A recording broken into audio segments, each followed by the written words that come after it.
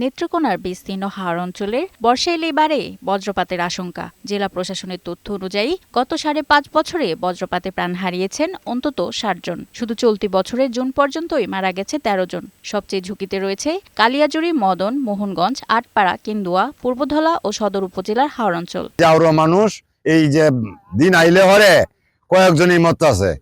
বজ্রপাতে তো ভাই এখন খুব আতঙ্কে চলতেছে, কারণ কয়েকদিনের ভিতরে অনেক মানুষ মারা গেছে। বিশেষজ্ঞরা বলছেন, জলবায়ু পরিবর্তনের প্রভাবে তাপমাত্রা বাড়ায় দ্রুত সৃষ্টি হচ্ছে বজ্রমেঘ। একই সঙ্গে বনজঙ্গল ও উঁচু গাছপালা কমে যাওয়ায় বেড়েছে ঝুঁকি। হাওর ও খোলা মাঠে তালগাছ সহ উঁচু গাছ রোপণ, বজ্র নিরোধক দণ্ড স্থাপন এবং আগাম সতর্কবার্তা কার্যকরভাবে পৌঁছে দিলে প্রাণহানি অনেকটাই কমানো সম্ভব। আমাদের হাওর অঞ্চলটা হলো বজ্রপাতের জন্য সবচেয়ে বেশি ঝুঁকিপূর্ণ। এই মেঘটা আমাদের হাওরে বেশি থাকে। নেত্রকোনা জেলা প্রশাসন জানিয়েছে, হাওর অঞ্চলের বজ্র নিরোধক ব্যবস্থা ও নিরাপদ শেল্টার জোন নির্মাণের পরিকল্পনা নেওয়া হয়েছে। আমাদের সংশ্লিষ্ট মন্ত্রণালয়ের সাথে আমরা কথা বলেছি ট্যাকেল করার জন্য।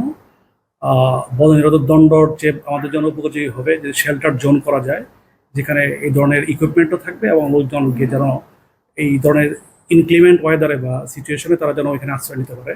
এদিকে নওগাঁয় বজ্রপাতে প্রাণহানির সংখ্যা আশঙ্কাজনক হারে বাড়ছে। প্রশাসনের তথ্য মতে গত 1 বছরে জেলায় বজ্রপাতে প্রাণ হারিয়েছে 11 জন। তবে স্থানীয়দের দাবি প্রকৃত সংখ্যা আরও বেশি। নিহতদের অধিকাংশই খোলা মাঠ ও বিলে কৃষিকাজ করতে গিয়ে বজ্রপাতে শিকার হয়েছেন। গত 3 বছর ধরে বজ্র নিরোধক দণ্ড স্থাপন প্রকল্পের কার্যক্রম বন্ধ রয়েছে বলে জানিয়েছেন সংশ্লিষ্টরা। মন্ত্রণালয় আমাদের থেকে বিভিন্ন সময়ে এই যন্ত্রগুলির অবস্থা এবং কি অবস্থায় আছে ওনারা রিপোর্ট আমাদের কাছে চাচ্ছেন এবং আমরা রিপোর্ট পাঠাচ্ছি এবং আমরা প্রস্তাবনা দিয়েছি মন্ত্রণালয়কে এইগুলি যাতে সচল থাকে এবং আরও নতুন করে বজ্র নিরোধক দণ্ড যাতে স্থাপন করা হয় এ ধরনের প্রকল্প গ্রহণ করার জন্য। প্রতি বছর বর্ষা এলে বজ্রপাত কেড়ে নিচ্ছে বহু কর্মজীবী মানুষের প্রাণ। বিশেষজ্ঞদের মতে সচেতনতা, আগাম সতর্কবার্তা, বজ্র নিরোধক অবকাঠামো ও নিরাপদ আশ্রয় নিশ্চিত করা গেলে এই প্রাণহানি কমিয়ে আনা সম্ভব। আরিফা শিকদার, বৈশাখী সংবাদ।